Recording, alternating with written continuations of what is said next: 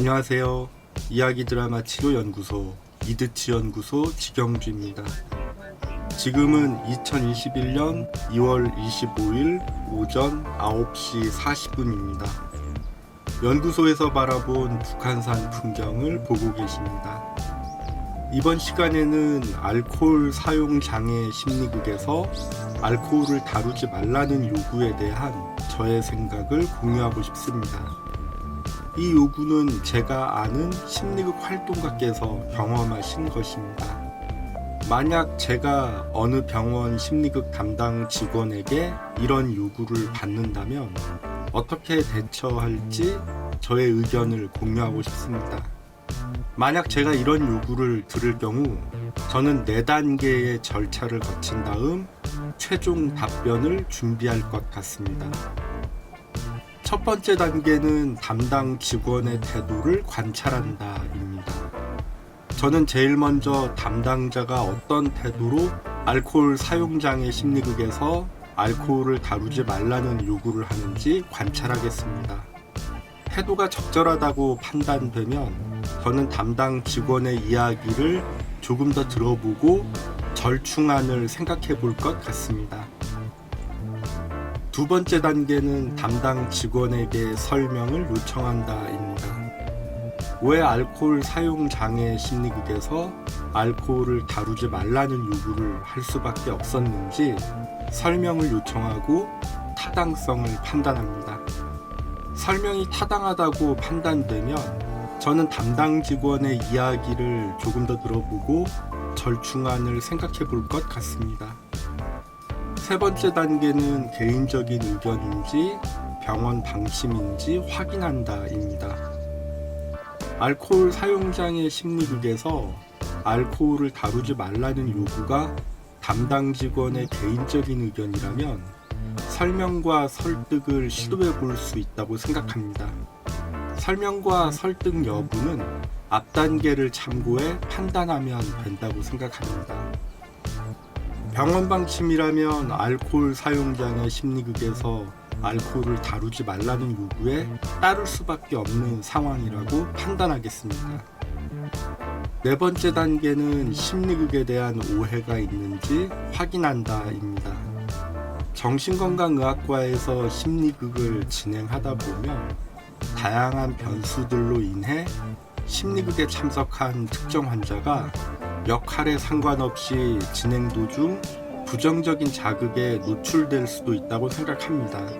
그렇기 때문에 알코올 사용장애 심리극에서 알코올을 다루지 말라는 요구가 나올 수도 있다고 생각합니다. 이럴 경우 심리극 진행자는 담당 직원에게 설명과 설득을 시도해 볼 수 있다고 생각합니다. 설명과 설득 여부는 앞 단계를 참고해서 판단하면 된다고 생각합니다. 이렇게 4단계의 절차를 거친 다음 저는 최종 답변을 준비할 것 같습니다. 결론적으로 저는 이런 요구를 받으면 거절합니다.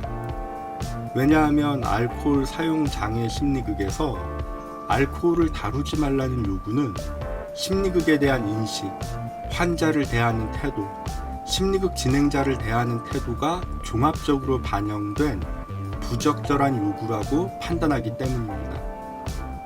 어떤 환자는 심리극 무대 위에서 배우가 되어 연기하면서 내면의 목소리에 귀 기울일 수 있는 기회를 갖기도 하고 자신의 단주 결심을 재확인하고 재다짐하는 기회를 갖기도 합니다.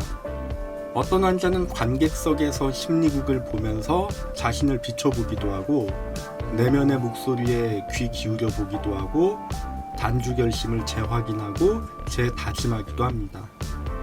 병원에 심리극 프로그램이 있고 심리극의 도움을 받기 원하는 환자가 있다면 당연히 서비스를 제공해야 한다고 생각합니다.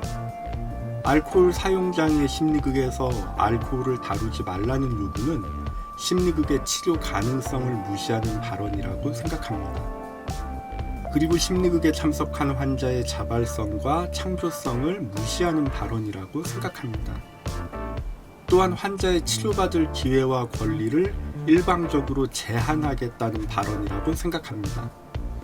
알코올 사용장애로 병원에 입원한 환자에게 알코올은 매우 의미 있는 소재이기 때문에 심리극에서 자연스럽게 다루어지는 소재입니다.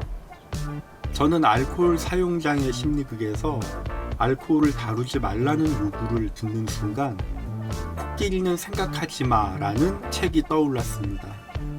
어떤 단어를 들으면 뇌 안에서 그와 관련된 프레임이 활성화된다고 합니다.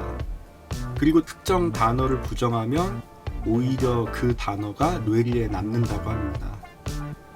그래서 코끼리는 생각하지 마 라고 말하면 이 말을 들은 사람들은 순간 코끼리를 생각하지 않는 것이 아니라 역설적으로 코끼리를 생각할 수밖에 없습니다. 1987년 하버드대 사회심리학자인 데니얼 와그너 교수는 흰색 곰을 생각하지 마라는 실험을 진행했습니다.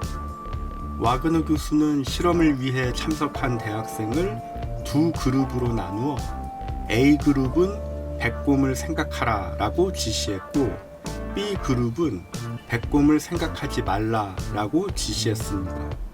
그 다음 두 그룹을 향해 흰 곰이 떠오를 때마다 종을 치라고 했습니다.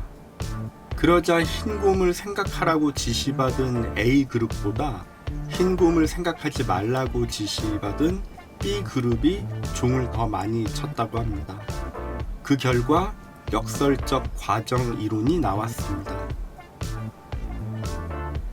일상에서나 업무에서나 제가 사람들에게 함부로 그런 건 이제 잊어버려 라고 말하지 않는 이유도 역설적 과정 이론과 연결됩니다.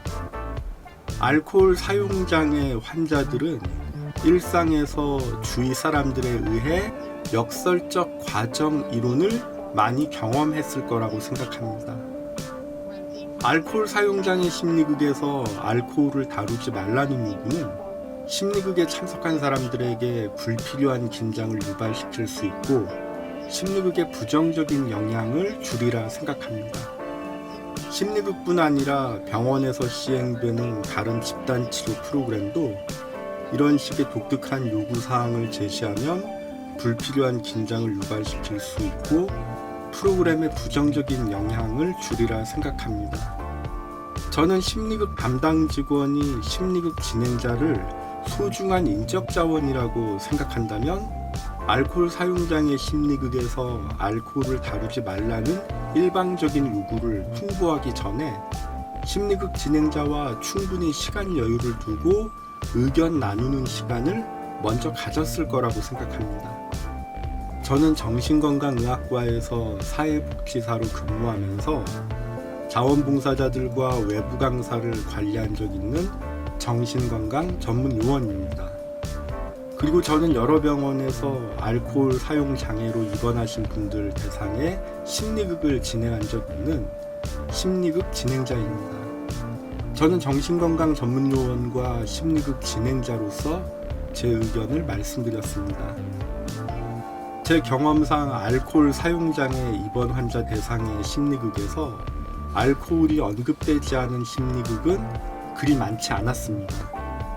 알코올 사용장애 입원 환자 대상의 심리극을 진행할 때마다 알코올이라는 단어를 먼저 언급하시고 심리극 소재로 제시하신 분들은 대부분 심리극에 참석한 주인공과 관객들이었습니다. 여러분에게 이드치 연구소 유튜브 채널에 업로드된 알코올 사용장애 심리극 사례 영상 7가지를 소개하고 싶습니다. 지금 소개해드리는 영상들의 제목은 편의상 제가 알코올 사용장애라는 단어 대신에 알코올로 축약했습니다. 죄책감, 알코올 심리극 사례, 알코올 중독 가족 드라마, 알코올 가족 심리극과 상징적 표현,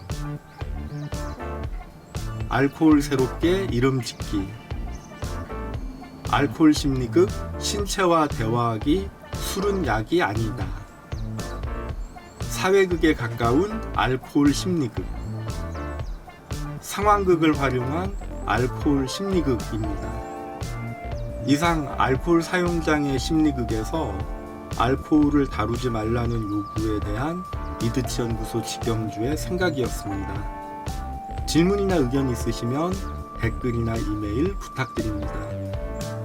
저는 정신건강 전문 요원으로서 자극적이지 않고 싱거운 심리극, 느리고 느린 심리극, 때론 기다림이 필요한 심리극, 다양한 역할 확대 기회가 있는 심리극, 특정 도구에 의지하지 않는 심리극, 특정 기법을 남용하지 않는 심리극, 두통을 주의하는 심리극, 주인공의 스토리 주도권을 보장하는 심리극, 함께 만드는 심리극, 안전하고 마음 편한 심리극 진행을 위해 노력 중인 이야기 드라마 치료 연구소 이드치 연구소 운영자 직영주입니다.